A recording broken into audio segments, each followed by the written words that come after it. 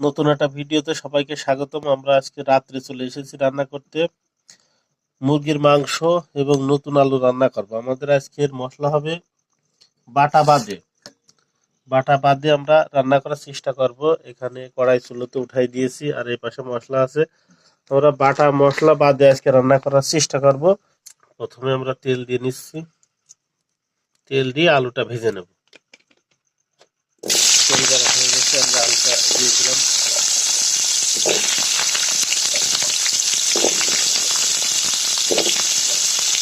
সুন্দর মতো ভেজে নেব।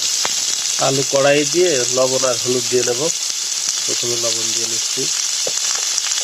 লবণটা দিলে আলুতে স্বাদ চলে আসবে, আর হলুদটা দিলে আলুতে কালার চলে আসবে, যার কারণে আমরা প্রথমেই হলুদ আর লবণ দিয়ে নিয়ে ভাজা শুরু করে দেব। আমাদের আলুতে সুন্দর একটা কালার চলে এসেছে, দেখতেই পাচ্ছেন। আমাদের আলুটা সুন্দর মতো ভাজা হয়ে গেছে, এখন আমরা উঠায় রাখছি। আর এই পাশে মাংস রেডি আছে, রান্না শুরু হয়ে যাবে।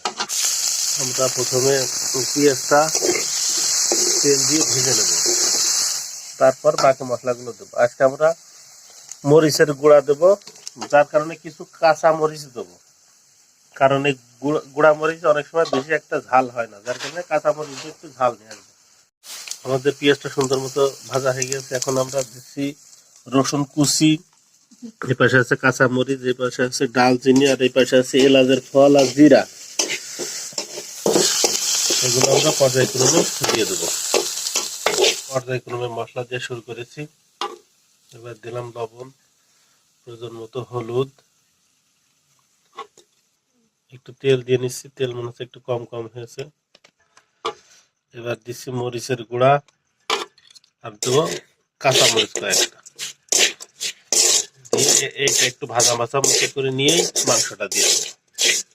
মশলাটা কষানোর জন্য একটু পানি দিয়ে নেবো, বেশি দেবো না, অল্প।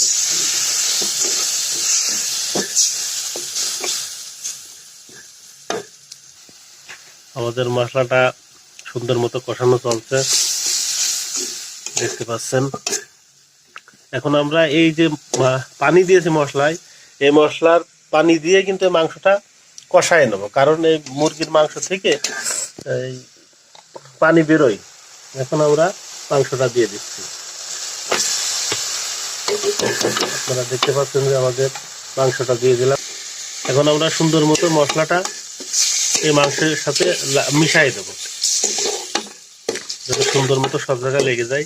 কালার হচ্ছে সেরকম, আশা করি বেশ স্বাদেরই হবে আজকে।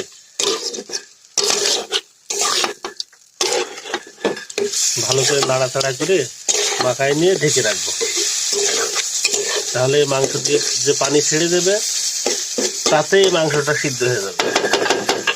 এখন আমরা ঢাকনা দিয়ে ঢেকে রাখবো। আমাদের রান্না চলছে, আপনারা এখানে দেখতে পাচ্ছেন যে কি পরিমাণ পানি ছেড়েছে মাংস থেকে। এই পানি দিয়ে মাংসটা সুন্দর মতো কষানো হয়ে যাবে। আমরা আর একবারও ঢেকে রাখবো। আমাদের মাংসটা কষানো চলছে, আপনারা এখানে দেখতে পাচ্ছেন। আমরা উঠাই নিলাম, এবার একটু নাড়াচাড়া করে তারপর আমরা যে ভেজে রাখা আলুগুলো এর মধ্যে দিয়ে একটু আলুগুলো আর একটু কষাই নেবো। তাহলে এই আলুগুলো, ভাজা আলুগুলো দিয়ে নিচ্ছি।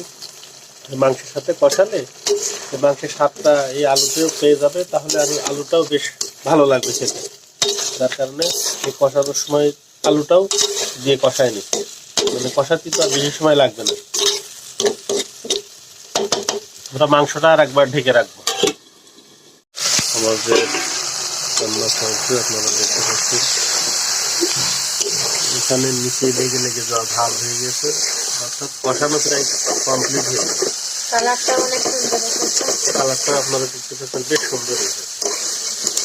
এখন আমরা এগুলো সুন্দর করে নাড়াচাড়া করে কাঁচা মরিচ দিয়েছি, আমরা এগুলো একটু ভেঙে দিয়ে মানে গলায় বসে দেবো, যাতে ঝাঁঝালো ভাবটা মধ্যে থেকে বেরিয়ে মাংস চলে আসে। দেখতে পাচ্ছেন যে আমাদের রান্না কিন্তু চলছে।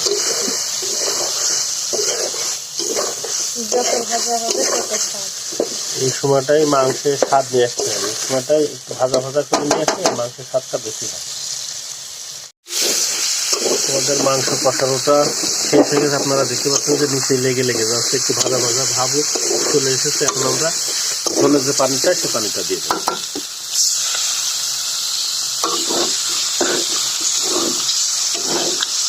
একটু ভুনা ভুনা মতো করে রান্না করবো, যার কারণে পানি বেশি দেবো। আর বেশি সময় লাগবে না, অল্প কিছুক্ষণের ভিতরে আমাদের এই রান্নাটা হয়ে যাবে ইনশাল্লাহ। আমাদের রান্না কমপ্লিট হয়ে গেছে, আপনারা দেখতে পাচ্ছেন আমাদের রান্না একেবারে কমপ্লিট। এখন আমরা একটু জিরা ভাজা বেটে তারপরে এর উপরে ছিটাই দেবো। এই পাশে মাংসটা নামায় রাখিছি, আর এই পাশে জিরা ভেজে গুঁড়ো করে নিয়েছি। এখন এই জিরা গুঁড়োটা এই মাংসের উপরে সুন্দর করে ছিটাই দেবো, তাহলে এই স্বাদটা কিন্তু আর একটু বেশি ফুটে উঠবে। তো আমাদের আজকের ভিডিও এ পর্যন্তই। সকলকে ধন্যবাদ।